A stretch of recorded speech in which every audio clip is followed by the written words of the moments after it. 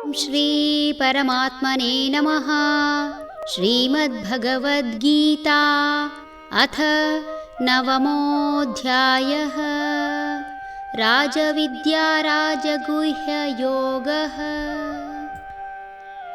ಯಥಾಕಾಶಸ್ಥಿತೋ ನಿತ್ಯಂ ವಾಯುಃ ಸರ್ವತ್ರ ಗೋಮಹಾನ್ ತಥಾ ಸರ್ವಾಣಿ ಭೂತಾನಿ ಮತ್ಸ್ಥಾನೀತ್ಯುಪಧಾರಯ. ಎಲ್ಲೆಲ್ಲಿಯೂ ಸಂಚರಿಸುವ ವಾಯು ಹೇಗೆ ಆಕಾಶದಲ್ಲಿರುತ್ತದೆಯೋ ಹಾಗೆಯೇ ಸಮಸ್ತ ಜೀವರಾಶಿಗಳು ನನ್ನಲ್ಲಿ ಇರುತ್ತವೆ ಎಂದು ನಿಶ್ಚಯವಾಗಿ ತಿಳಿ. ವಾಯುವನ್ನಾಗಲಿ ನೀರನ್ನಾಗಲಿ ಬಂಧಿಸಲು ಅಸಾಧ್ಯ. ಒಮ್ಮೆ ಬಂಧಿಸಿದರೂ ಕೆಲ ಸಮಯದ ನಂತರ ಗಾಳಿಯಾಗಲಿ ನೀರಾಗಲಿ ಅಲ್ಲಿ ಇರದು. ಯಾವುದೇ ರಂಧ್ರಗಳಿಲ್ಲದಿದ್ದರೂ ಚಕ್ರಕ್ಕೆ ತುಂಬಿದ ಗಾಳಿ ಕೆಲ ಸಮಯದ ನಂತರ ಆ ಚಕ್ರದಲ್ಲಿ ಕಡಿಮೆಯಾಗಿರುತ್ತದೆ.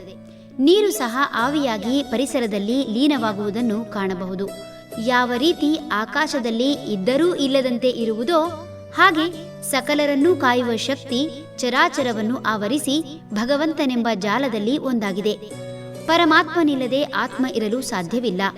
ಯಾವ ರೀತಿ ಸೂರ್ಯನ ಬೆಳಕು ಸೂರ್ಯನಿಂದ ಹೊರಹೊಮ್ಮಿ ಇಡೀ ಭೂಮಂಡಲಕ್ಕೂ ಚೈತನ್ಯ ಕೊಡುವುದೋ ಹಾಗೆ ಪರಮಾತ್ಮನೆಂಬ ಜಾಲದಿಂದ ಆವೃತವಾದ ಶಕ್ತಿ ಸೃಷ್ಟಿ ಸ್ಥಿತಿ ಲಯಕ್ಕೆ ಕಾರಣವಾಗಿದೆ. ಹರಿ ಓಂ ತತ್ಸತ್.